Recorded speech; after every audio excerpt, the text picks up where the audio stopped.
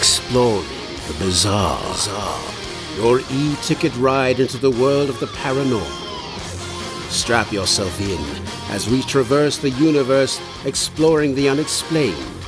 UFOs, ghosts, lost worlds, cryptozoology, as well as other dimensions. It's time to take back the night. Now, your electrifying hosts of Exploring the Bizarre, Timothy Beckley and Tim Swartz. Greetings, Earthlings. Greeting, Martians. Greeting, Greg Bishop. Greeting, Tim Swartz. And greetings from Tim Beckley. You know, Tim, are you out there in Indiana?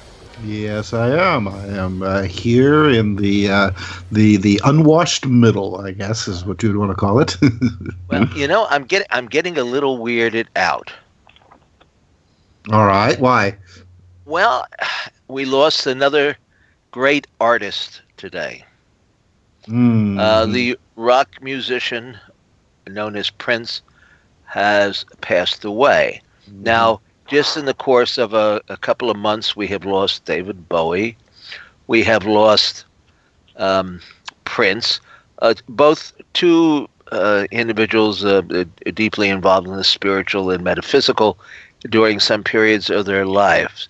I'm wondering if something catastrophic is about to happen and the planet is being cleansed of a lot of great souls. Maybe I'm reading too much into this.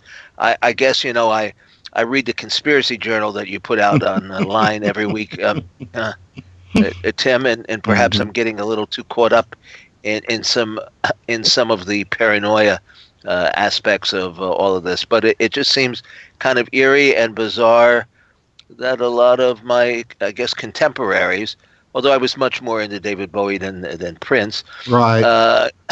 Then I don't know. It just seems there's something awash in the cosmos. Well, you know, I mean, and I can't think of his name right now, but there's like this maverick earthquake expert who says to expect a pretty major earthquake in probably like the next 48 to 72 hours. He makes his predictions based on the full moon, and considering there's been I think 8 major earthquakes around, you know, in the Ring of Fire area, India, places like that. So it wouldn't surprise me if his prediction doesn't come true. Of course, there may have been 8 major quakes, but there have probably been 3 million full moons where there were no quakes. So that's right. I'm a little edgy on that one. You know, I put that, as Stanton Friedman would say, in my gray basket.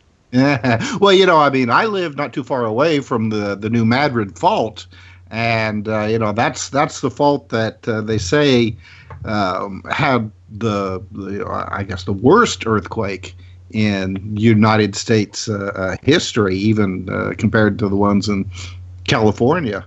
So now, if that one's going to go, that'll take us all out. You know, I used to edit a course many years ago, a magazine that existed very, very, very, very briefly on the newsstand, called Front Page Disasters. Oh, yes, I remember that. Yeah, remember that? Yes. Okay. Mm-hmm. Well, now,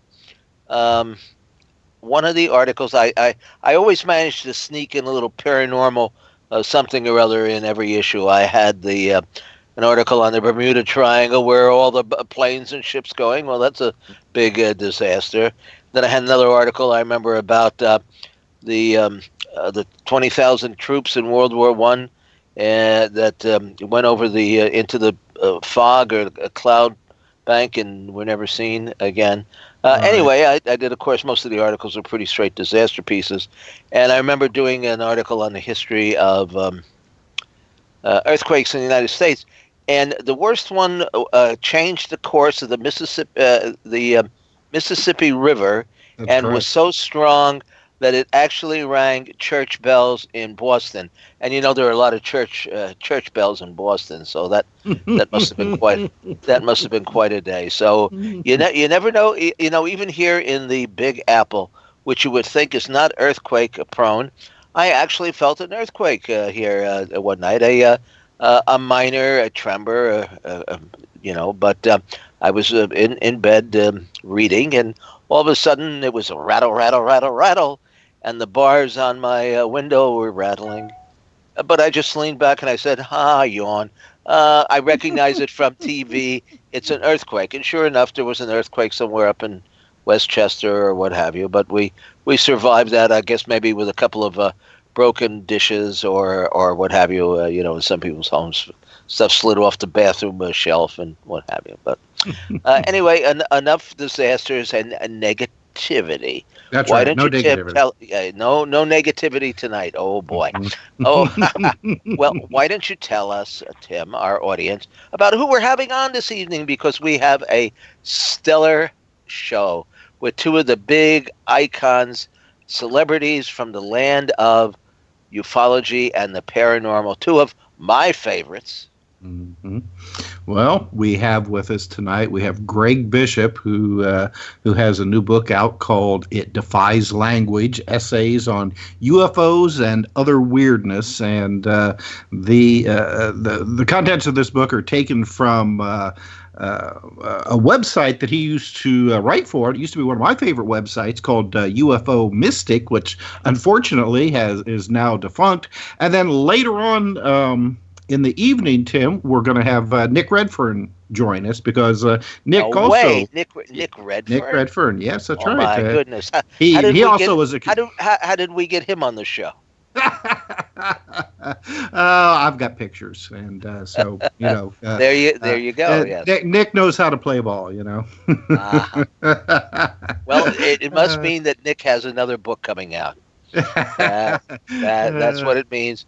We're having Brad Stagger on in a couple of weeks, and I always say that as far as turning out volumes of literature on the paranormal and on UFOs, Nick Redfern is the contemporary Brad Stagger, and I'm so forward to looking forward to having Brad on. And we're going to do something. I hope he's not listening to. Well, I hope he is listening to the show, but along with the thousands and thousands of other people. But we're going to have a secret tribute to Brad Stagger the night that he's on, and that's coming up just in a couple of weeks. We've got some exciting guests coming up on Exploring the Bizarre because we are the voice of the paranormal and of ufology, and. Greg, where are you now? Nice to have you on the show. Yeah, nice to be here. Can you hear me okay? Well, yes. You sound like you're underwater, but that's okay. No, I hope not. Not with the rising ocean. I am sitting across from Hearst Castle in California, right next to Highway 1, looking at the sun going down over the Pacific Ocean. It's wonderful. Well, don't jump in. I mean, I know this is the negative thing that we've seen. What are you doing out there? I'm heading up to a paragliding meet in Big Sur. We're going to go flying over the hills and mountains of the Pacific, California Central Coast for the next 2 days. Okay, now when you do that, how long are you up in the air? Depends on if I find any rising air. It could be anywhere from a few minutes to a couple hours. Oh, nice. What's the longest? What's the longest time that you were ever up at one? I don't know, maybe 45 minutes or an hour. Oh well, flying off cliffs. I think I've been up for over an hour when the breeze was coming in. So I just stayed in the lift of the wind hitting the cliffs, and then you just, as long as the wind's going, you can stay up there as long as you want. Now, are we talking about the same sort of vehicle that the Westchester UFOs? Some people claim that there was an earthly explanation for it, that it was hang gliders flying in formation. No, it's not a hang glider. It's a paraglider, which is basically a ram air parachute. It just looks like an elongated ellipse, and as long as it's moving through the air, it basically inflates the thing and keeps an airfoil shape, and you control it by pulling down on one side or the other, creating drag. So if you pull on the right side, you turn to the right because the right side is flying slower. and opposite for the left. And then when you land, you pull them both down so you can slow down and you don't have to run at full speed when you land. Once you got wind, then you could, if you got wind going, then you don't have to hardly do it at all. You got nice wind slowing you down. Well, I have one more question along these lines. There is another form of flying through the air, I guess, that has become popular in recent years, where they actually jump off of cliffs and mountains, and it looks like they're in a giant rubber bat suit. Yeah, squirrel suit, yeah. What is that called? I think it's just called squirrel suit jumping. There's got to be another name for it. It's like modified base jumping. Okay. But yeah, they form an airfoil by like having these, like a flying squirrel does. And instead of falling, you can actually glide at like a 1-to-1 ratio or something, depending on how fast you're going and how we're meeting the air and all kinds of stuff. Yeah, I've seen that, and I'm never going to do that. Well, my question is, a couple of years ago in Mexico, Jaime Maussan, who else, had these videos of what he identified as flying humanoids. Yeah. Do you think that they could have been the squirrel guys? No. I mean, these guys, those videos or whatever they are, look like people or something floating through the air. People in squirrel suits. I've had one fly by me. They're going about 80 or 100 miles an hour. Oh. They're going really fast. I mean, I had a guy fly by me 50 feet over my head once. And I was like, "Whoa, what was that?" Suddenly, wow. He had his parachute out. And he was landing, but it was. Yeah, they go really, really fast. Which is, some of them go close to cliffs and stuff, which is really stupid. You make one little false move, you're going 100 miles an hour, and you just tumble and die. I do believe that happened to somebody recently, that they missed their mark and went into the side of a mountain cliff somewhere. Yeah, that happens probably once every month or two. Well, maybe not that often, but it happens often enough. I mean, I've known 4 people doing it, one personally, but the 3 of the 4 that I've known of, not personally, they died. So the one guy I think has stopped. Or one of them was severely injured, and the other 2 died. And I just know them through the flying community, sort of. I know them by reputation. They're also paraglider pilots too. But sometimes these people they do all kinds of different kind of thrill sports. I don't consider paragliding a thrill sport. You're just kind of floating through the air. Well, it's a thrill sport if something happens and your wings start deforming for a little bit. Then it becomes kind of thrilling. But within a half a second, it reforms. I've had that happen a bunch of times, and nothing happens. Your wing just kind of goes boop, and it comes back out again, and your heart skips a beat, and then you're fine. So you don't think anybody could misidentify you as a UFO?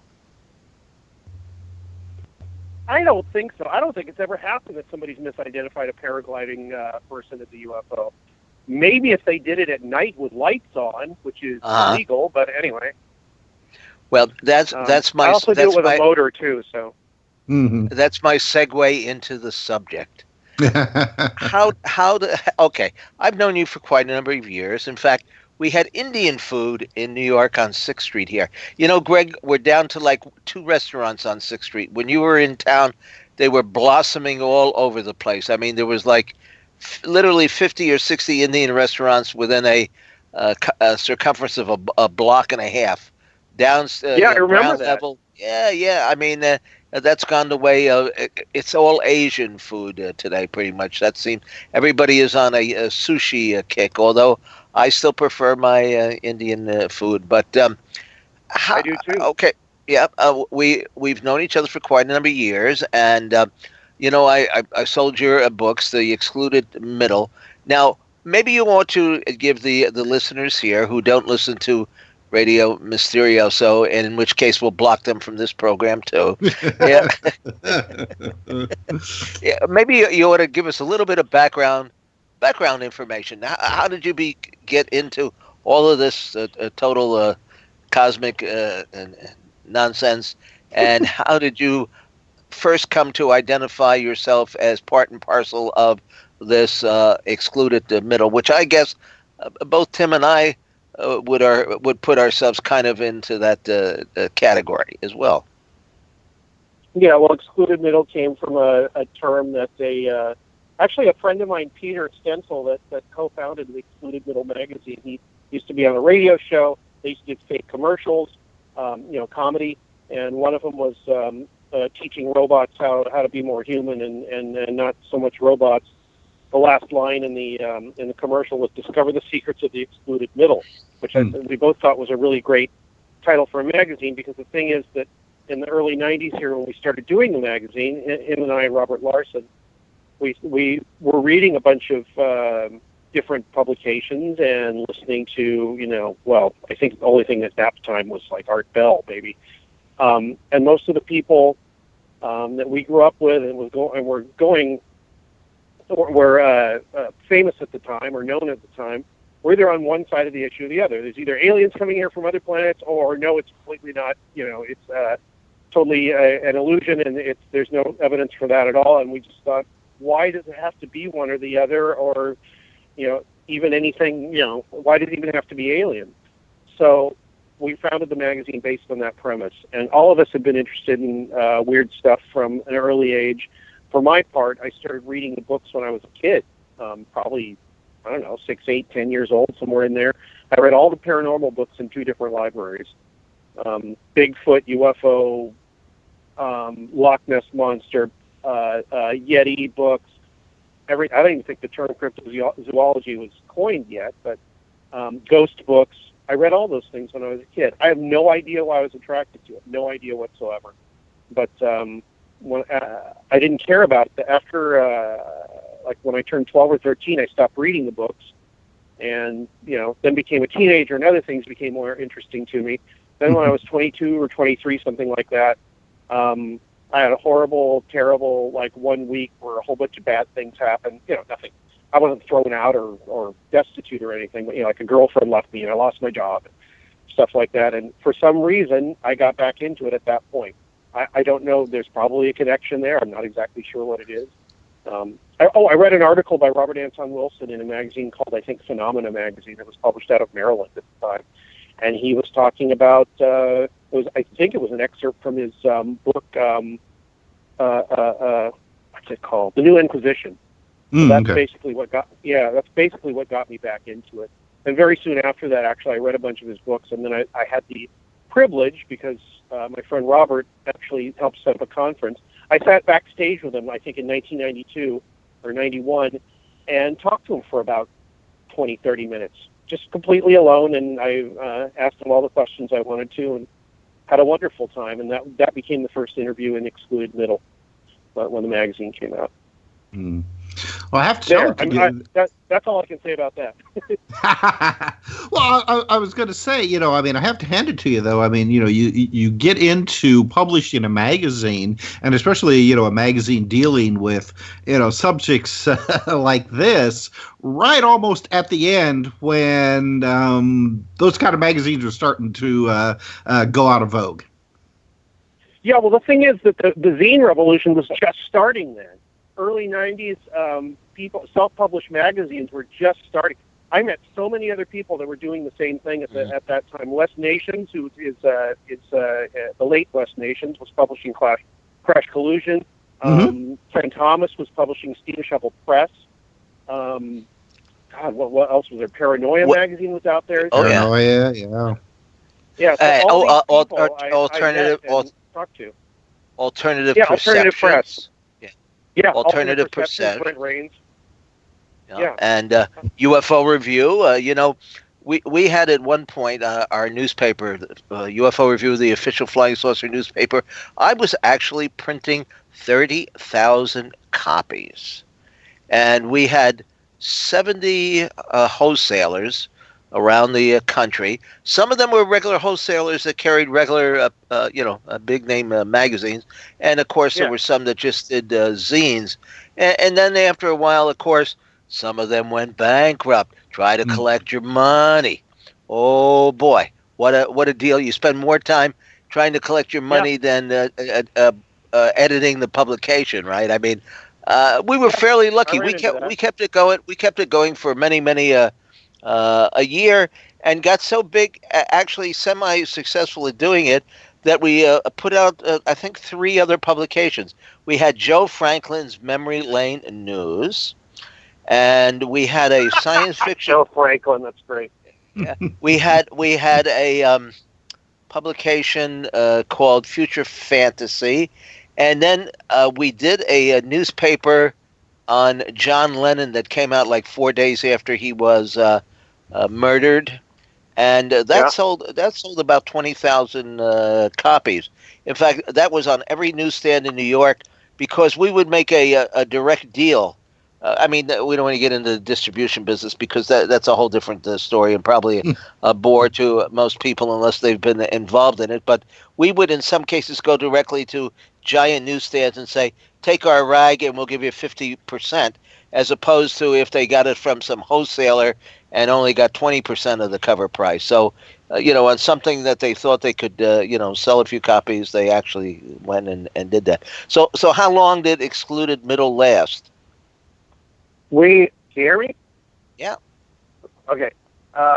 We went from December of 91 probably to sometime late in 99. And it was supposed to be quarterly, and we had to put out 9 issues. And then in 2000, published a book called Wake Up Down There, which was a collection of most of the stuff in the magazine, and then a virtual issue number 10. And Dave Childress and Adventures Unlimited published that one. It's still on for sale. I have actually probably a dozen copies of your book, and I would call it the book room, but it really used to be the kitchen here many 40 years ago. It would have been the kitchen. Today it's a UFO book pantry, and there's some admittedly getting a little bit dusty, but we clean them off with a sponge if we have to. I'm glad you're keeping them clean. I think it's still in the first printing. The only book I ever did that went into a second printing so far is Weird California, and I did that as a work for hire, so I'm not getting any residuals from it. So I barely ever do any publicity for it. Book publishing has changed. In the old days, we would start out by printing 2,000 copies, and if a book would sell, we could reprint it in a couple of weeks. And today, you're stuck in the middle of 6 million self-published and small publishers who think they're going to sell thousands of copies, and hopefully they don't. I remember one guy who wrote a book on poetry, and he went out and printed 5,000 copies, and ended up selling. I think he ended up selling 50. Yeah. Yeah, I'm part of that horrible new thing. I was published by 3 different publishers, by Dave Childress, by Sterling, which I think is owned by Barnes & Noble, and also by, what's that noise? We'll be back in a moment. Now back to exploring the bizarre with 2 of the most electrifying researchers in the paranormal, your hosts, Timothy Beckley and Tim Swartz. All right, and we're back again on Exploring the Bizarre. And as always, I want to invite you, our listeners, to give us a call. If you got a question, we got 2 great guests tonight. We got Greg Bishop, and now we've been joined by Nick Redfern. So if you have questions for them or myself or Tim Beckley, text us, tweet us. I don't care. We just want to hear from you. So, Nick, great to have you with us tonight. How's everything in Texas? Oh, thanks. Everything's hot right now, boiling hot. I think it's still about 80 degrees outside, I think, but that's what it's like in Texas. Are you anywhere near where all those big rainstorms were? No, I actually live, that was sort of more down by Houston, although we have had a lot of bad storms. I live just outside, about a 45-minute drive outside of Dallas. I'm sort of halfway between Dallas and Fort Worth. Watching that on TV, that is horrendous. I often wonder why people move to communities that have names like Spring or Bound Brook. Or, doesn't it tell you that the forefathers, like maybe 200 or more years ago, saw something unique about the community and decided to name it like Falling Rock or something like that. Flooded basement, Texas. Yeah, well, I mean, down by Houston, I mean, there've been deaths and massive floodings. I mean, up here, the last couple of days, we've had a lot of bad thunderstorms, but certainly not flooding. So, we got off lucky, really. Well, Nick, we wanted to ask you, since we got a chance to have you on tonight. I know you were the one that first alerted myself and Tim Beckley about the death of Albert K. Bender.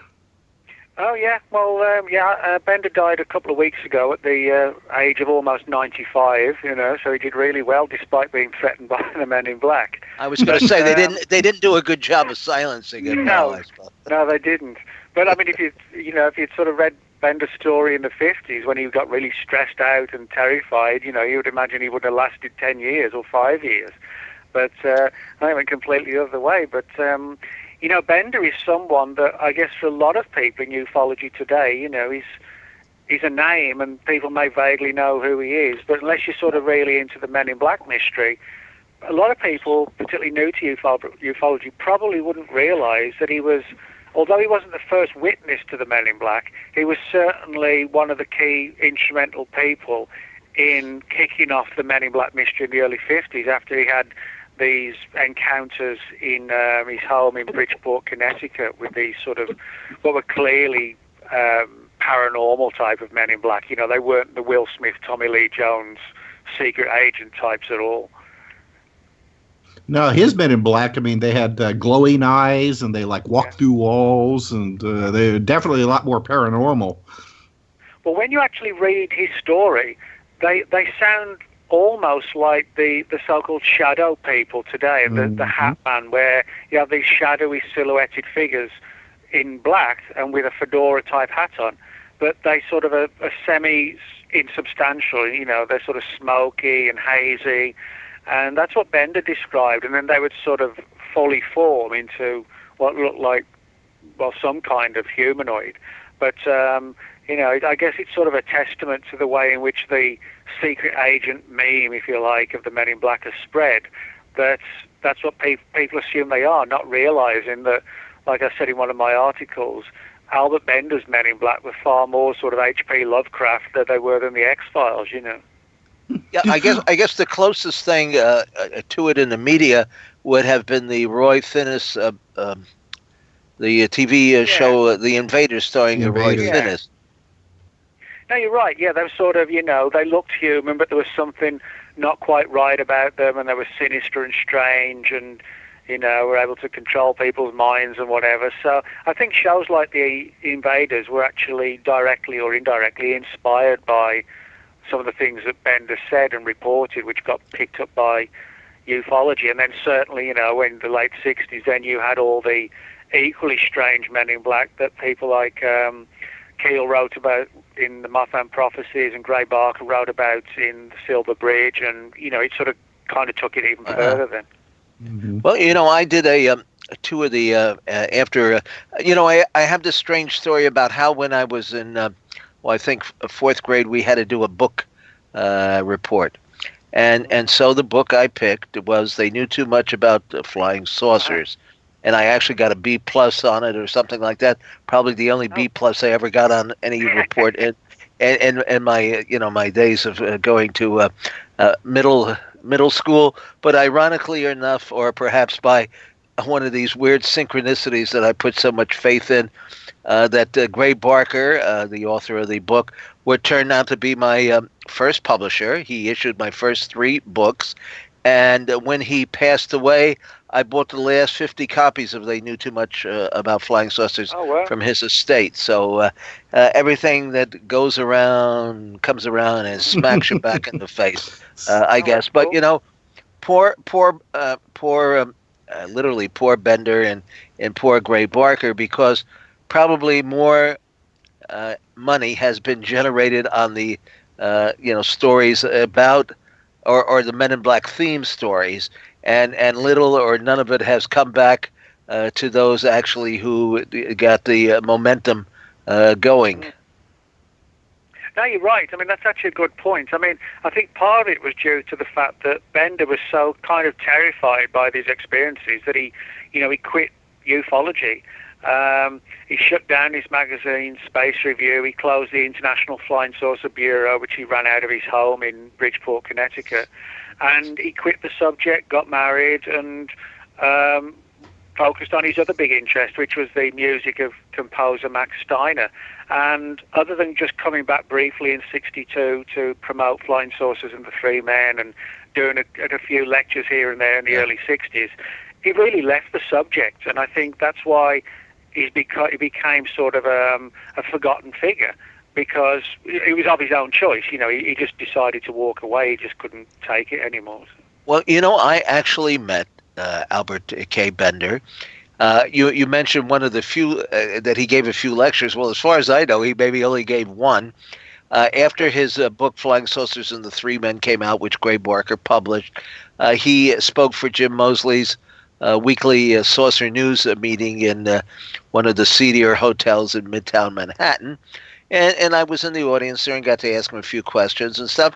A very, very intelligent, very a nice gentleman. He had all kinds of graphics and drawings and things that he had done to illustrate the lecture. I would say, maybe 100 people were there, maybe 125 or something like that, And then he went back into obscurity, and nobody really knows why he wrote that book unless he wanted to try his hand at science fiction. Well, yeah, I mean, there's a lot of debate over Bender's book, because Gray Barker wrote that they knew too much about flying saucers in 1956, which a lot of that was devoted to the Bender story, but it was focused more on the idea that Bender's visitors were from government agencies. Flying Saucers and the Three Men was really a completely different story in terms of the origins of the Men in Black and who they were, what they looked like even. And so, people have sort of questioned which is the real version. Was Barker's version the more accurate one? Was Bender's more accurate? Was it a blend of the two? And I guess, with both of them gone now, we'll never really know. And, me and Greg Bishop, is Greg still with us or not? I think he is. Are you still with us? Yeah, I'm still here. Yeah, not unless the tidal wave came. Me and Greg were, feel free to chime in, Greg. Me and Greg were thinking about, we thought about several times going to see him. But, it'd be interesting to sort of ponder on, would he have even spoken to us if he could, And what I think he would have, which is why we didn't go there. Yeah. Well, I know. Every time Nick... Go ahead. No, go ahead, Rick. Every time Nick came to L.A., or the last 2 or 3 times when Bender was still alive, I said, Nick, you want to do it this time? And we'd go, because Jim Moseley had published, I don't know why he did this, but he published Bender's home address. Just happened to be basically 5 minutes from the LAX, from the Los Angeles International Airport. That was his last house. I never went by there. I never bothered him, because I figured if you did show up on his doorstep, he'd get really mad or wouldn't come to the door or throw you off the property or whatever, because he consistently told people he didn't want to talk about the UFO thing anymore, or anything for that matter. So that's why we didn't bother him. And I'm people are saying, are you sorry you didn't bother him? And I was like, no, not really, because he probably would have just said, get out of here, if he said anything. Mm-hmm. And I'm not even sure if he kept his own files. I'm not even sure if he kept his old files, whether there's anything left. He probably didn't. Mm-hmm.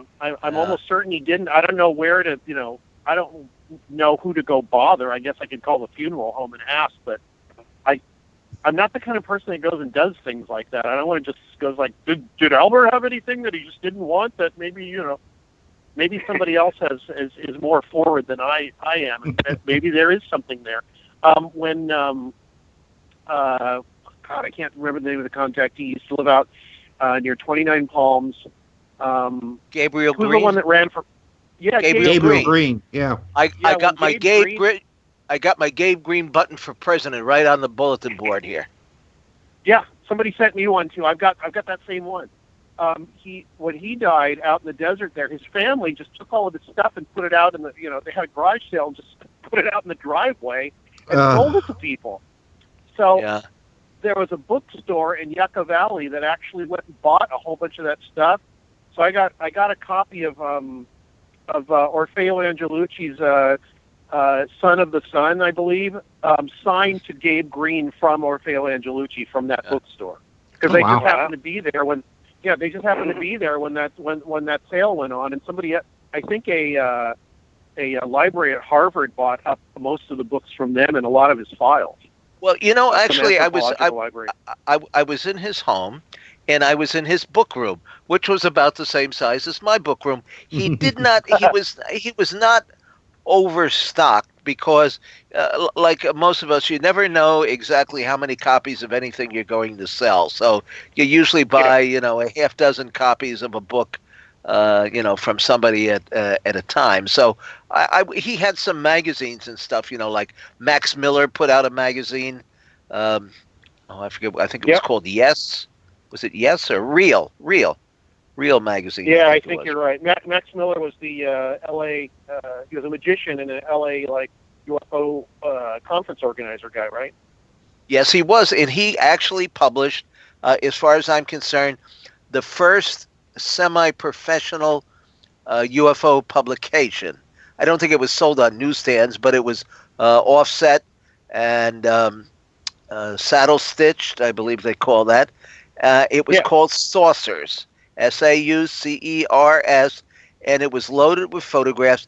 And he was the first publisher to publish some of the pictures taken by the famous Stanford brothers. Oh, Rex and Ray, So he did have and he did have the first UFO conference, as far as I can remember, like around 1951 or 52 in L.A. And he had a room. This is kind of interesting, if I remember the story. He had a room that held like 1,000 people, but had not sold very many advance tickets because he was having a hard time getting speakers, which you wouldn't think would necessarily be the case, but it was, until all of a sudden Adamski said he would be on the program, and then everybody started signing up, and I do believe that they had 800 or 900 people by the time the event rolled around. So that was Max Miller, another forgotten name in the field, but he ran his publication Saucers for quite a number of years, and then put out these newsstand magazines, and had one of the first UFO photographs, UFO something, flying saucers from outer space, maybe.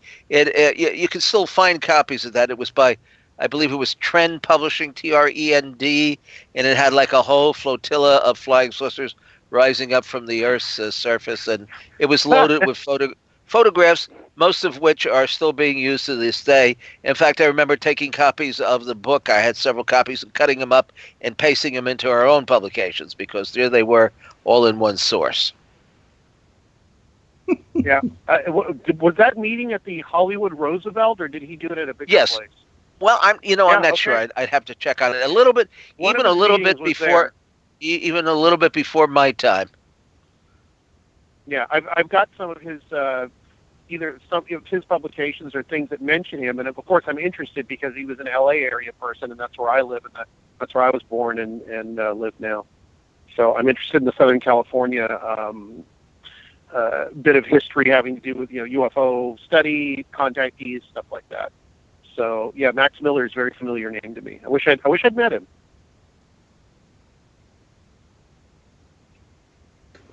Hello. All right, dead air here. I think we accidentally lost Tim Beckley. Well, let me continue this conversation, Greg, because I was wanting to ask you about UFO Mystic, the website, which you use your articles for your book. It Defies Language. Tell us about UFO Mystic. Tell us about that. How did you get involved with it in the first place? I'll tell you. Most of the things in the book are from UFO Mystic, which is not available online anymore. I've written new things for the book, and some old things from before UFO Mystic. However, what happened was Nick was approached by somebody who, I guess they had some kind of, internet empire, and one of the things they wanted to do was have a UFO blog. So they approached Nick for it, and then they said, "Do you know anybody else?" And Nick actually pulled me in on it. We met with the person in L.A. They told us the terms, which were basically, when we start making money, you make money, which means we would never make any money. And I knew that I think both of us pretty much knew that going in. Sure. Nick can speak to that for himself, I guess, but that was basically my feeling. I went, yeah, right. But the thing is, it kept me up on the subject because I had to be. It sharpened my writing because I had to write all the time, for it. And it basically just forced me to stay in the subject and stay cognizant of what was going on. And that's sort of why I signed up for it, because I was losing interest at that point. And I thought, here's a good way to force myself to be interested in it again. And what happened over the course of a few years is that both Nick and I, and especially me, for I don't know what reason, I had a lot of stuff to say and had a lot of things I was thinking about after sort of being in the subject for quite a few years. And all that stuff came out on UFO Mystic. I have no idea why I put so much thought and effort into everything. But when it finally ended its run, I think it started in 2006, I believe, in December, and then ended sometime in 2010, kind of petered out.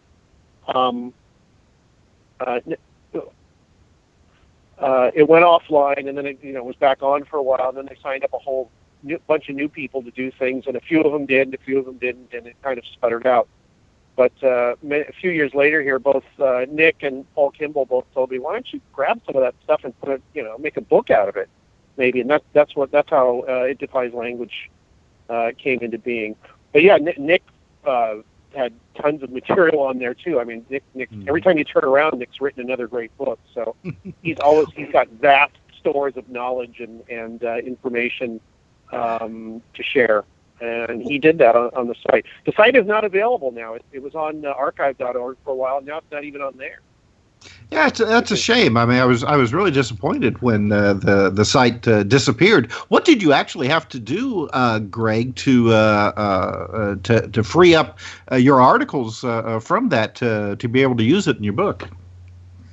The guy that owned it at the time, last year, sometime early last year or the year before, I saw he was online. I think it was Craig Woolheater. He was online at the time, and he was saying that he was trying to get some money together to put together some sort of a project or a Bigfoot project. He's a Bigfoot researcher, mainly. And he said he needed some money. And it wasn't that much, actually. He was just trying to put himself over the top by, like $200 or $300 or something. And I said, how about I give you the money you need to get over the top, and I get the rights back to all my writing? And he said, okay. So we signed a contract. He gave me the rights free and clear, and then I started gathering stuff from online, basically from archive.org, because it wasn't, the site hadn't been online in months, maybe years by the time I got to it. So I pulled all of that stuff offline. I got, I got a few things that either I didn't put in or that it was written before or whatever, and then I added new material and tried to get all the, all the little links and everything referenced. Actually, in the Kindle edition that's coming out in a couple of weeks, I actually have some of the new things actually have links that, because you can link from Kindle to websites. But yeah, so that's how it came to be. I basically bought the rights back because he had the rights grandfathered to him from I think his brother was part owner of the site to begin with. I love the title of the book, It Defies Language, because really that's what I've always said. Really is the UFO mystery that we just don't have the language chops, so to speak, to accurately describe the whole mystery of UFOs. How did you come up with that name for the book in the first place? Did I send you a list of questions? Because that's a great question. No. Because that's one question I like to answer. I mean, I could not think of a name for it. Here I am, like last September, October, November, December, January, and my artist, Red Pill, who did the incredible artwork for it, said, "Did you come up with a title yet? We got to put a title on the front." and I couldn't think of anything. So what I did in desperation was I took the introduction to the book and I put it in an online cut-up generator, which is basically it takes everything everything you put into it, just jumbles up all the words. Okay. Like a William Burroughs thing, except it's automated for you. So I looked at that and basically started reading the cut-up, which, it was just a jumble of words. And every time a phrase came to mind, I'd write it down or type it out. I came out with 5 or 10 different phrases, and that was one of the phrases. Well, and it wasn't. It didn't actually say it defies language. It just there's a jumble of words.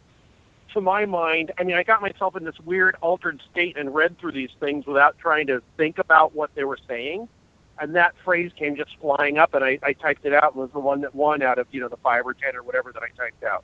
And it's perfect because it's like you said, we don't have the language to describe it. The language traps us by the very nature of how we think about that. I mean, language encodes how we think about things. And the UFO thing and a lot of other paranormal things do not, they don't conform to how we think about things. So the language is trying to make us understand something that's probably not understandable in a language format. And then the second joke is a book that's called It Defies Language, which is written in language. So. Yeah, but I mean, how else are you going to get it out there? I mean, it's not like you can use semaphore or something like that. So, well, you got to kind of talk around it. It's kind of like a Zen thing, and you basically have to come at it at an oblique angle, and at least that's my idea now. You have to kind of fool yourself into not looking at it directly, and that's a really tough one. And I'm sort of trying to do it to myself now, and I don't know if I'm ever going to be successful, but I think that's where it's going to come from. It's one, kind of a oblique thing. Two, maybe an artistic viewpoint. And three, any answers to all this stuff is probably going to come from a discovery of something else. We are coming up. We are coming up on our halftime, and right. I hope there's not going to be some kind of fashion breakdown here, like in the NFL a couple of years ago. But we'll be back, and I want to bring up the subject of Trevor James Constable. They live in the sky because he just passed away as well.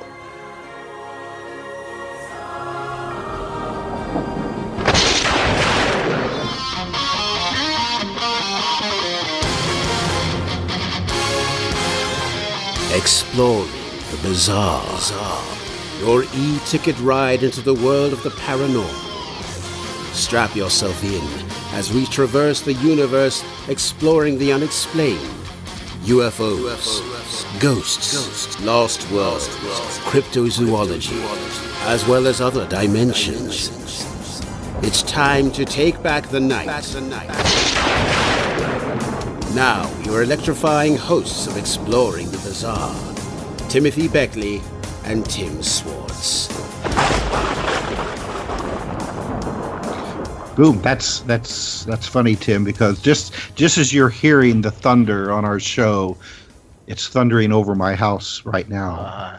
I always feel like I'm in the electric chair of ufology. I think there's some people out there who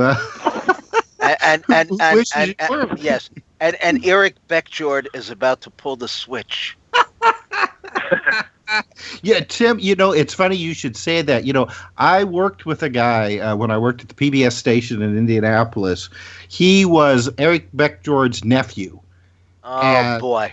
And he just happened to mention to me, well, he had no idea about my interests and stuff, yes. This kind of weird stuff. And he just happened to mention about his crazy uncle, who was out, always searching, for Bigfoot and things like that.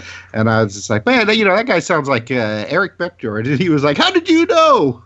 Well, let me tell you an Eric Beckjord story. He's they say you shouldn't talk about the dead, but in this case, I'm sure he would garner in the publicity.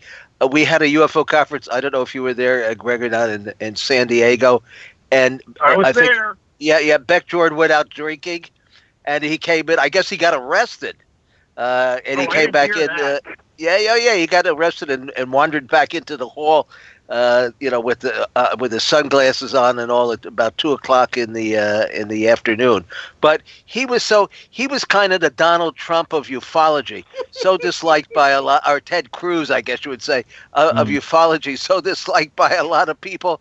I remember it was he was always having a fight or a disagreement with someone at the conference. In fact, he got in a fight one time with Bill Cooper, and they almost came to blows. They knocked my lampshade over. Security came up in the hotel room. Security came up and wanted to toss us out in the middle of the conference and so forth.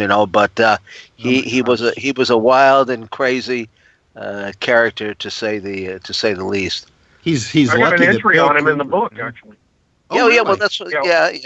And there was another story. It just escapes me at the moment. But some tussle that I had with him somewhere along the way. Oh, I know what it was. I was turning the TV dial one day, and there was one of these like Judge Judy type of programs on, and there was this wild guy with a red, white, and blue, patriotic type of tie and dressed really, really outlandish. And I stopped and for a second I said, "That looks like Eric Beckjord." Well, it was Eric Beckjord, and he was suing. He was suing a neighbor of his, and I can't remember what it was for, but like for $2,000. Anyway, he put his foot in his mouth so many times during the course of talking to this TV judge that the judge ended up finding him the $2,000 instead of the neighbor that he was there to sue. Perfect. Yeah, I have a entry on him in the book too, and somebody, I think Jim Mosley, told me he had a manuscript for a book called Sex and the Supernatural Sasquatch. I would love to see that book. Oh yeah. He used to phone me up quite often, just randomly out of the blue, about Bigfoot, because he was a big believer of the idea that Bigfoot was something supernatural, and he would because he knew I was interested in that angle, and he would rant on about some of the more mainstream flesh and blood type cryptozoologists, and but he was a funny and entertaining guy. He was fun to listen to. He used to live near me, like in the 90s in Los Angeles, or at least on the way. He lived in Malibu. One time I went to a meeting at this guy's house in Santa Monica, and I don't know why, but Eric Beckjord took my car key. And he drove home with them, and so I finally found his number. I guess the guy whose house I was at said, "Oh, here's his number." I called up. I said, "Eric, give him my keys." He goes, "Oh, yeah, I took them. I don't know why." What? And then I said, I can't drive up to get the keys. He goes, "Well, I'm not driving down there." I was like, "You took my keys. What do you mean you're not driving down here?" So I finally I found a friend at a bar around the corner who was drunk out of his mind, and he drove me to Eric Beckjord's house. And he left my keys in his mailbox out front.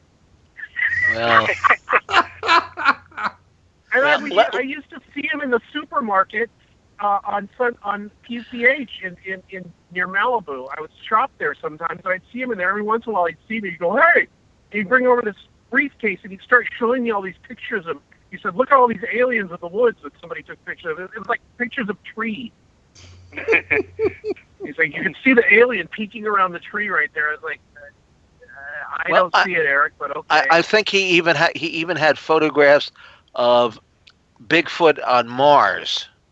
One of these photographs taken by the Explorer or something like that. But let's talk about someone else from California, Greg. And I don't know whether you knew him or not, but he passed away just within the last couple of weeks as well. Is Trevor James Constable, who took photographs of invisible space creatures, sky critters. Critters. Critters, yeah. That's what he called them, yeah. Go ahead.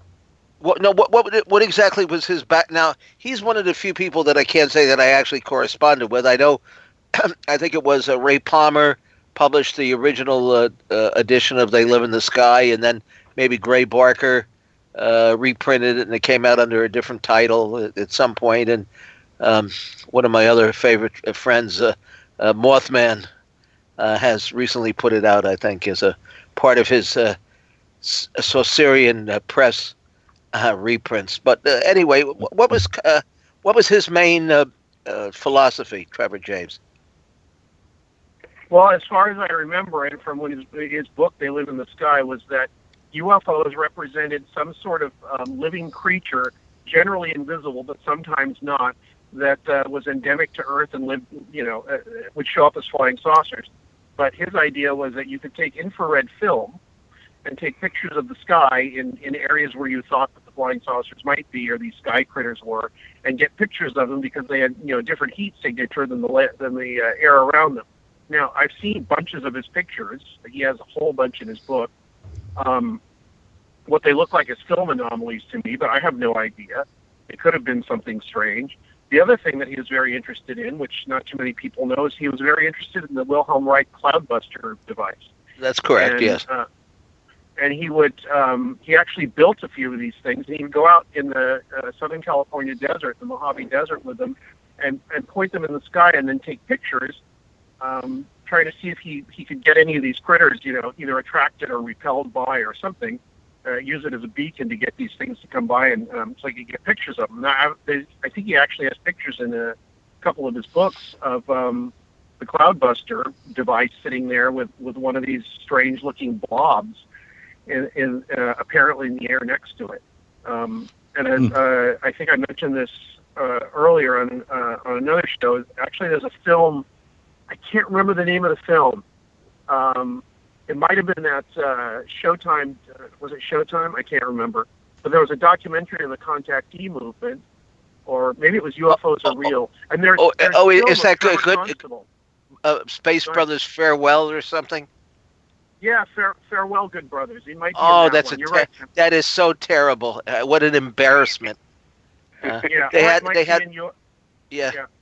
had poor Dan Fry at about 90 years old, sitting on the front porch of his house in a rocking chair, whistling and diddling and mumbling kind of to himself. There was no reason for that. I mean, they picked the most humiliating moments, UFOs most humiliating moments, and put it out on that film. I mean, what a terrible thing to do for no purpose whatsoever.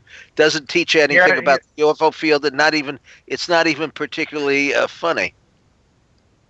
No, it's not funny. There is other footage of other people in there who are not doting around, which is, I think, God, who else is in there? Probably George King and Ruth Norman. Ruth Norman was in it. Anyway, either in that film or UFOs Are Real, or one of those films, there's actually a film of Trevor Constable with a cloudbuster, like turning it around and smiling and showing you that he knew how to use it or something like that. It's an actual film of Trevor Constable with a Reichian cloudbuster. So Nick may have more insight into Trevor Constable besides that. Well, actually, one of the things that a lot of people don't know about Trevor James Constable is that he was very interested in the Albert Bender story and actually corresponded extensively about it with Gray Barker. And I'm sure you know this, Tim, but after Albert Bender wrote his book Flying Saucers and the Three Men, Barker published a little-known book as a follow-up. It was called The Bender Mystery Confirmed, and it was a collection of letters written by people who'd read Flying Saucers and the Three Men and had sent letters in to the publisher, namely Barker. And Barker published one of Trevor James Constable's letters about Bender's experiences in this follow-up book. And coincidentally, I did an article about this a couple of days, which should be online shortly at Mysterious Universe. And it's clear from... It is online, I think. It is online. Oh, is it? Okay. Well, if it is, it's gone up tonight, I think. But what's interesting is that when you read Constable's letter, he clearly believed that whatever Bender experienced wasn't extraterrestrial, but was something occult. He felt that because Bender was into the occult and he built this so-called altar in his attic where he lived, that he'd essentially opened a door to something that had got its grips into him and that wouldn't let go. Almost like a paranormal demonic possession, if you like. And so Constable was into, some intriguing and alternative viewpoints on ufology, not just in relation to sky creatures, but in relation to the Men in Black and, as he believed it, the sort of the occult aspects of the Men in Black mystery. It's really interesting over the decades how many UFOs have appeared in photographs that the photographer didn't see when the UFO at the time the picture was taken. At the time the picture was taken, yes.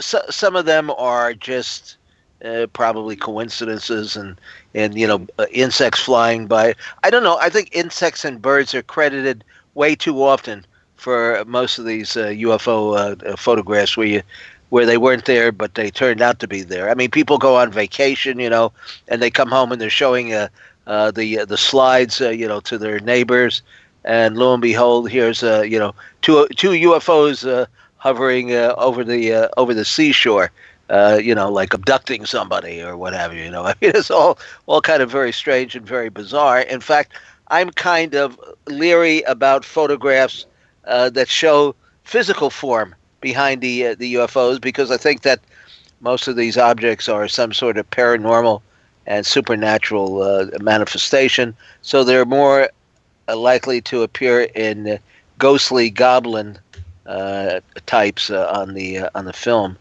or digital or whatever they appear on today. I don't know, but. What would now, Nick? Were you ever a big believer in the extraterrestrial hypothesis? Yeah, I was. Was being the operative word. Certainly when I was a kid, it was all black and white. That Bigfoot was a giant ape, and the Loch Ness monster was a plesiosaur. UFOs were from this star system or that one. But then I think, like a lot of people, you get into the subject and you start to realize that there are crossovers between different areas of the paranormal where they clearly sort of melt into the other one and vice versa. And so certainly by the time I was in sort of my late 20s, I was realizing that, it isn't just as straightforward as somebody else's equivalent of NASA is coming to visit us, and I think it's far more likely that we're dealing with a sort of a homegrown phenomenon or something that coexists with us in some fashion on the Earth, rather than, something coming from some faraway star system. My views are far more in line today, and certainly for the last 15, perhaps a bit more years, 20 years, more in line with sort of the people like John Keel, Jacques Vallée, and Terence McKenna, who've sort of questioned the nature of reality and the nature of the phenomenon and how it kind of masquerades as this and that, and the trickster angle. So yeah, I think we're dealing with a genuine phenomenon, but I think it's just something that manifests in different ways for different eras and different cultures. I think all of us at one point, when we were younger and, just getting started in this kind of stuff, we probably all, got into it thinking along the lines of nuts and bolts extraterrestrials and, things like that. And I just wonder, Greg, Nick, you both can answer this question. At what point in your life do you think that you made that transition, from somebody who's like, yeah, definitely spaceships from other planets to, I have no idea anymore? Well, from my perspective, it was interviewing people who told me. I mean, I can give you.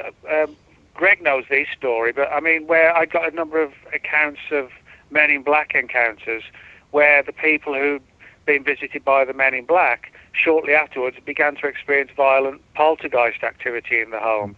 Then you've got cases where people have seen Bigfoot in conjunction with strange lights in the sky. And of course, the cryptozoologists don't want to deal with those cases, and the ufologists don't, because it's sort of like both sides feel that their research is going to be tainted by bringing another weird phenomena into it. So for me, it really was listening to the witnesses and realizing that, hang on a minute, we're seeing multiple different phenomena, but in the same places, and sometimes by the same witnesses. And if that just happened once or twice, you could say, well, it's just a random one-off thing that occasionally happens. But it's not like that. It really is. We're seeing sort of like a cross-pollination, if you like, of different phenomena. And I think when that happens, you either get into a rigid belief system where you're like, don't tell me, I don't want to know because my mind's already made up, or you kind of embrace it and say, well, hang on a minute, yeah, there's a phenomenon, but it isn't what it seems to be.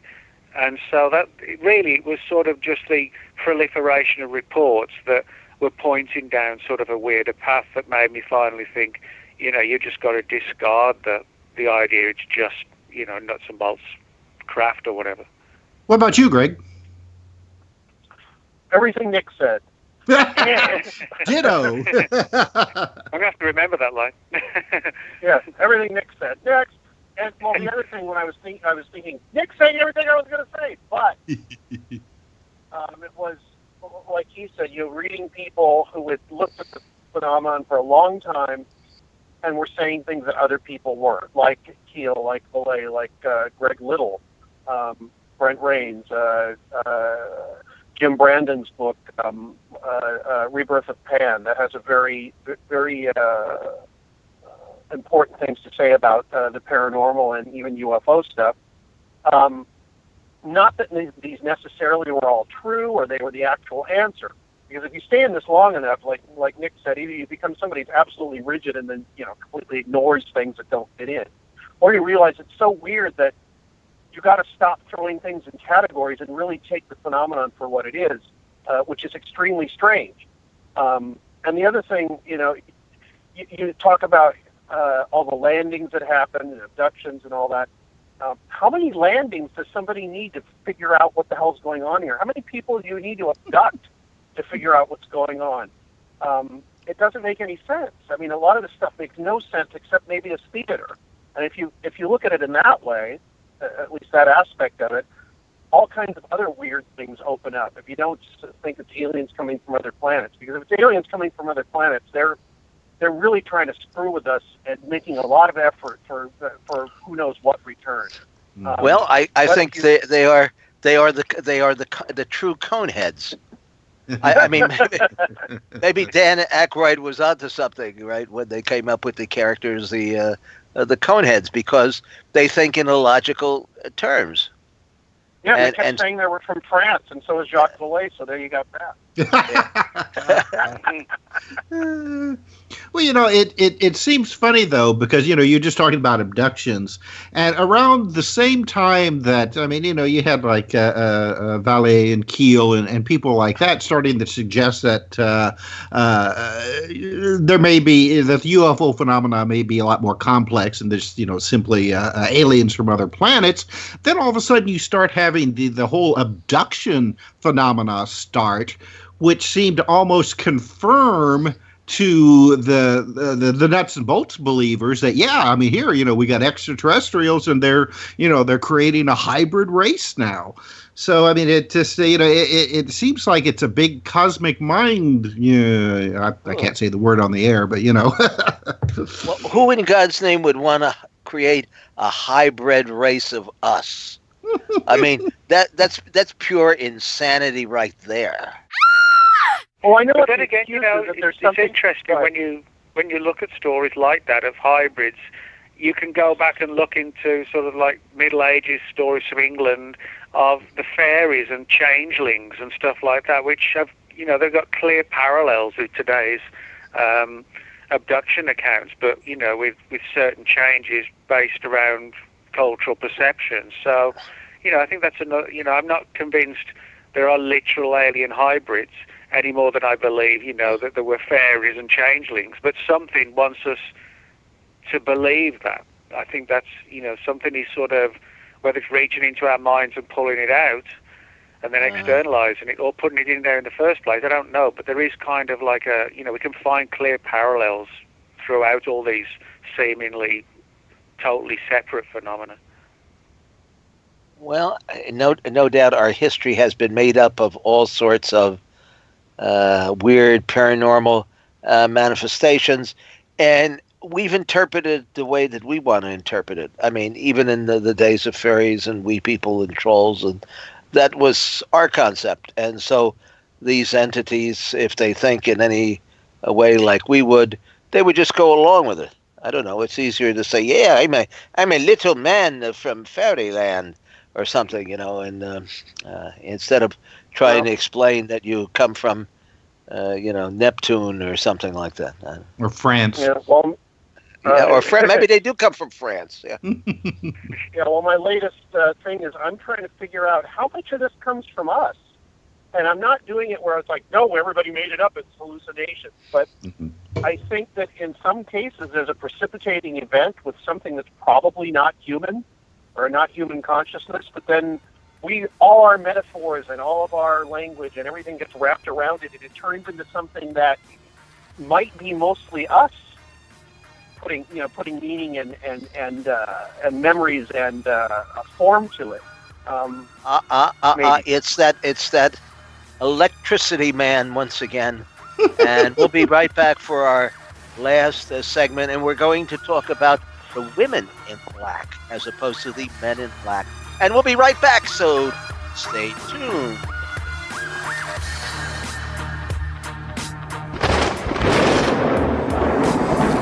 Now back to exploring the bizarre with two of the most electrifying researchers in the paranormal, your hosts, Timothy Beckley and Tim Swartz.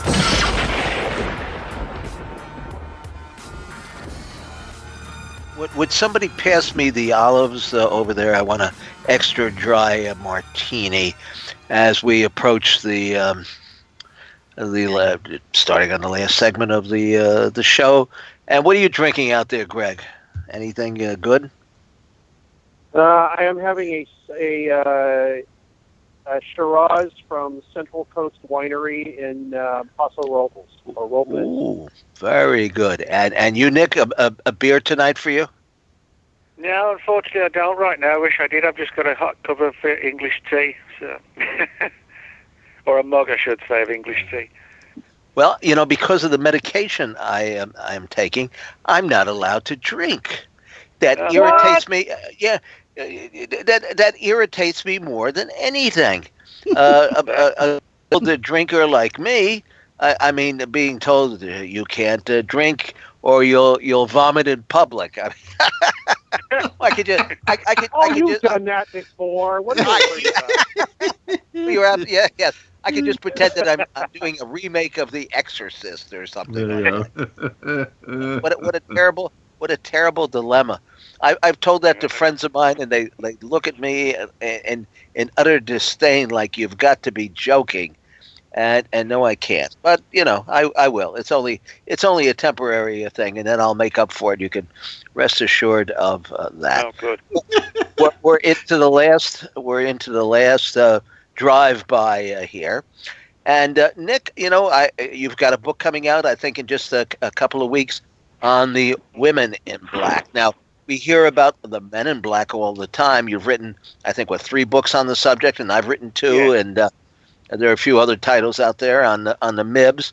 But what is it with the women in black? How do I find them? I mean, where are they, and what do they do? And well, I mean, there's a surprising large number of reports, and ironically, Albert Bender, who kicked off the Men in Black mystery, his family actually had a legend of a woman in black in the family, which is a story that Bender was exposed to when he was about 10 years old, which would have been the early to mid 1930s.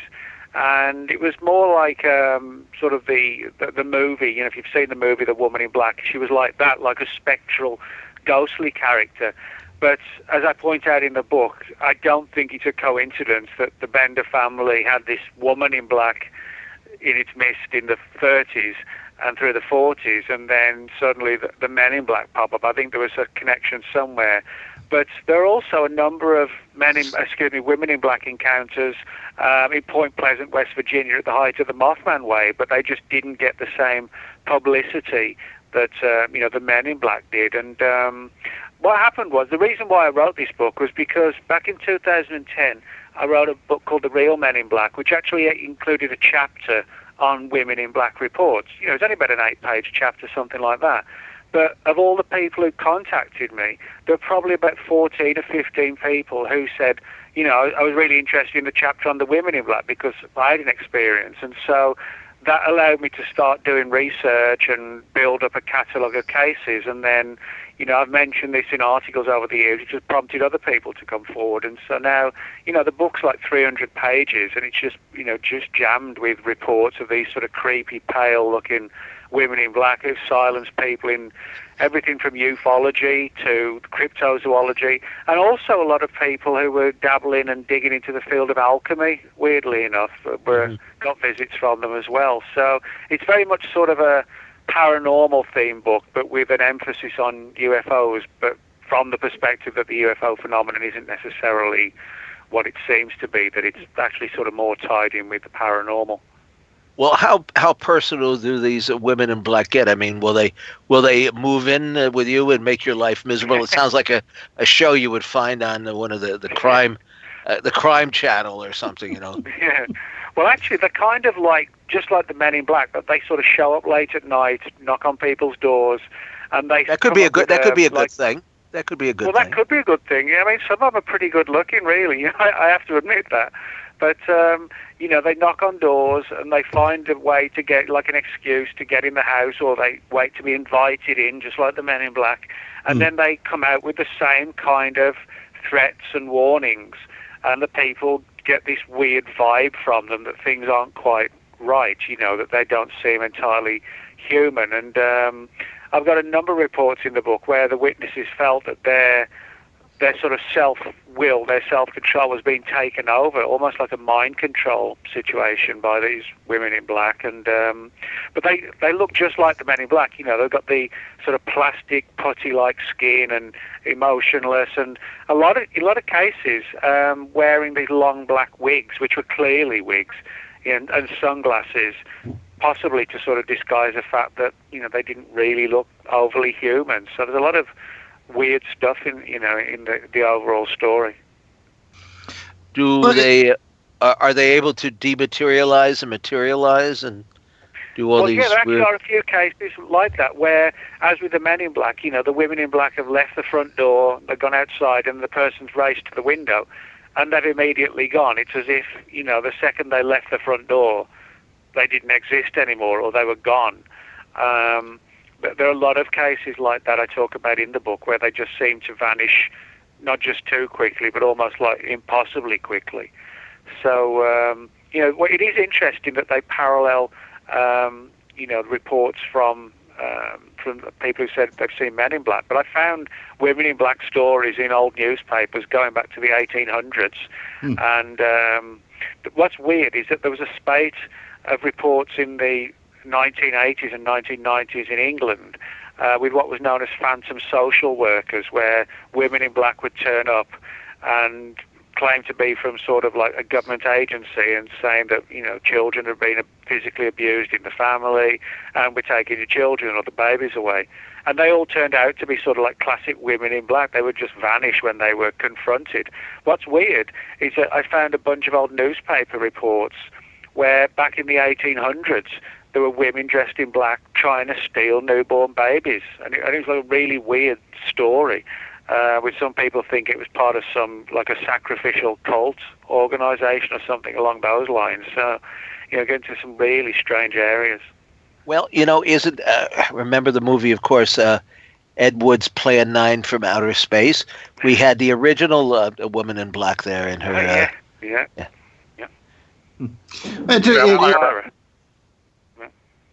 Go ahead, Greg. I'm sorry. Oh, I was saying Vampira, and yes, Vampira. Oh, you're right. Yeah.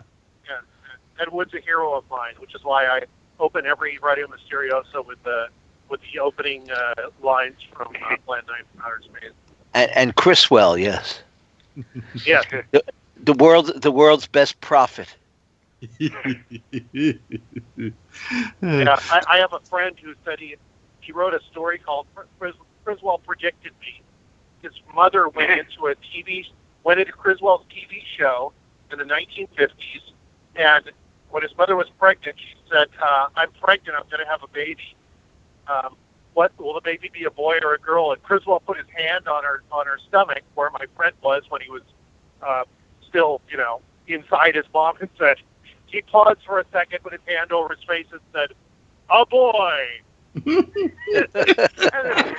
said, "What? Really?" And she said, "What? Really?" And he said, "Sure, why not?" Then he went on to the next. Well, if you get that one wrong, you ought to retire your antenna and your turban, I guess, right? And your crystal ball. Yeah, well, as it said in the movie, Jeffrey Jones played him in the Ed Wood movie, the Tim Burton one, and they asked him how he knows all these things. He says, "I made them up." They actually interviewed him one time. I think somebody interviewed him. He said, "Yes, I used to have a gift for the stuff, but when I started, telling everybody about it and trying to take money for it, that messed it up." Which I tend to believe. I mean, maybe he was a lot better psychic, whatever that is, if you believe it, before the money and the fame thing got involved. So a lot of parapsychological researchers have told me the same thing. The minute your ego and money gets involved, it starts to mess up the thing. Well, I have a famous psychic story. Back many, many years ago when I was running the New York School of Occult Arts and Sciences, I got a call from some investor group. It wasn't mutual funds because I don't think they had them in those days, but these were a couple of guys that were speculating in the gold and silver market. So they wanted me to find a psychic or a witch who could manipulate the markets, the gold and the silver markets, so that they could buy and sell accordingly. Now, I don't know whether I was involved in insider trading or how you would define that exactly, but I did find a very well-known medium, and she agreed to do it for a cut of the action, and I was going to get a few percentage points on it myself, and I was looking to move to Miami and live a life of luxury. Well, I didn't have too much input with these investors, but I would call them every couple of months to see, how we were doing. And for a while, I did not get a return phone call. Then I found out that they were very sore, not only at this particular well-known psychic, but as me as well, because she predicted that they buy and sell on a particular day, and it turned out that the market was closed that day because it was a market holiday. And they figured she I don't know why she did it, but she didn't know. I mean, like it was working against her, and she wasn't a witch; she was a psychic. And anyway, that's another attempt at getting wealthy that never happened. So I went back to selling my UFO review newspapers for $1, and was happy at that, I guess. But that's my psychic get rich quick insider trading thing there. But I think if anybody's successful at it, I think they basically shut up about it. They would be doing it for themselves, and it seems to work for certain politicians. I would think it looks like they might have the ability to steer the market in their favor. But so now, Greg, you've got this a book behind you, and you're out on the stump. You're stumping, as they would say in political terms, and you're promoting the book. And what else are you? What do you have in in the back of your mind to do next? Anything on the back burner or on the front burner? Or has helped me with, and it's basically an old story about a couple of guys who disappeared, and it has a UFO connection to it. This is kind of like Project Beta, which was a spy story with UFO stuff in it. This is basically a missing person story with UFOs in it. So I think that'll probably be the next thing that I do. Now, is this fiction or? Oh, no, it's based on stuff that actually happened. I have to actually go to libraries and various other places that have records and chase an old mystery down. Are you by any chance talking about the the two pilots that disappeared from L.A.? Yeah, but I'm not going to go into it anymore because it's going to keep me from doing it. When I say I'm not going to talk about something, it has nothing to do with, it's a secret. It's, and Tim, you should know this, it's an old occult thing. The more you talk about something, the less likely you are to do it. Mm-hmm.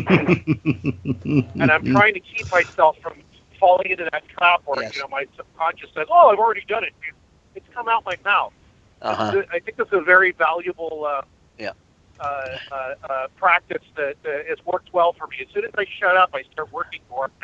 Uh-huh. Well, that's a very interesting and to some degrees frightening story, because if I remember correctly, it involves the Men in the Mask. Maybe. Yes. Maybe. Okay. Well, we'll leave that as a for the next time he's on our show. Yeah, I don't know how long it's going to take me to do it, because once again, it's probably going to be self-published. I have no idea. I just did the self-publishing thing just to see if I could do it. Also, I didn't think anybody would be interested in publishing a bunch of weird essays on UFOs. And 3, I wanted the money from it. And if you do it yourself, it's a lot of work. But you also, if you can sell a few of them, you get a far better cut than if you're going through a publisher. I mean, it just works out that way. Well, what do you think of the self-publishing route as opposed to, let's say, Project Beta? Who is your publisher for that one?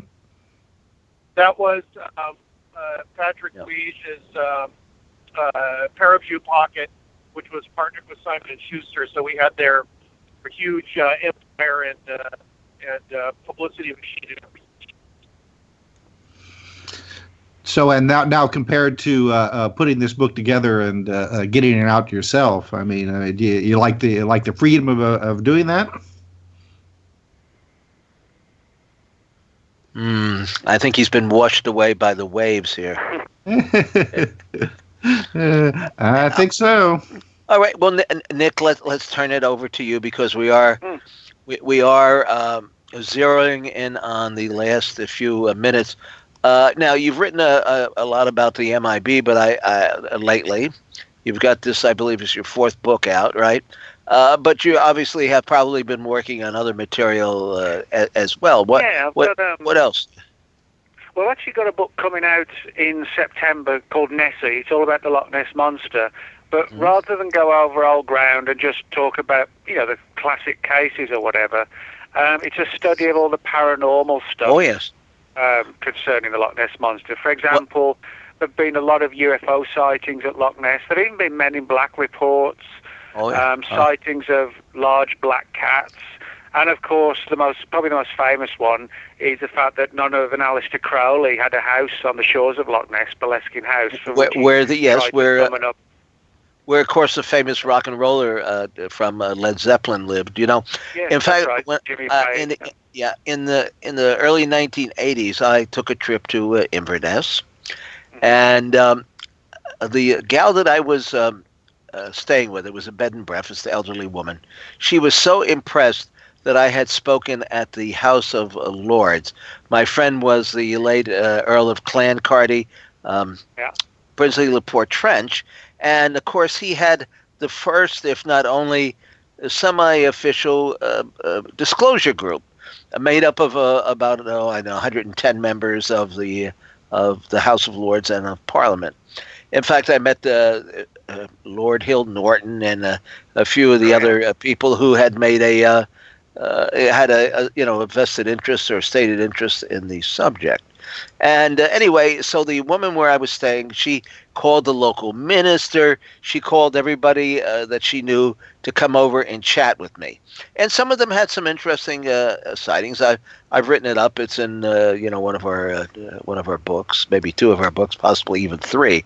But I've written it up. And there was one fellow who came. He was delivered the milkman in the neighborhood, and he told me this story. He said, there's this big house or mansion across the loch, and I won't drive by there anymore. He said, I don't know who owns it, but it's some rock and roll, type person lives there. And I said, well, why don't you like to go by there anymore? He said, well, every time I would drive by the estate, my dog would go crazy, and he would go under the front seat and start digging up the bottom of the van, his milk truck or something like that. And so he said he just decided that he wasn't going to go by there anymore because there was something very, very, spooky about it. And yes, indeed, weird things do happen over Loch Ness, including, like you say, Men in Black have been seen on the shore.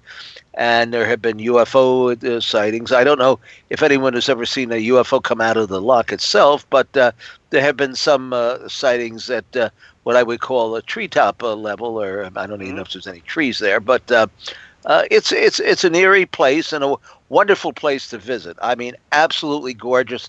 I took the midnight train from London. And it got there about 8 or 9 o'clock in the morning. The most absolutely beautiful scenery I have ever seen anywhere on the face of the earth. And now, of course, it could be shopping. Nice place, but you're right; it's very creepy as well, and so much paranormal stuff goes on there that, as I point out in the book, for me, it clearly suggests that whatever the Loch Ness monsters are, they're not just surviving plesiosaurs. That there's something kind of like Bigfoot, they seem like regular animals of an unknown type, but there's something weirder about them as well. And so, now, how many books have you actually written now, Nick? My first book came out in 1997. I think I've done 36, something like that. Well, yeah. You're obviously, and have they all been on the paranormal? I know you have an interest in music as well.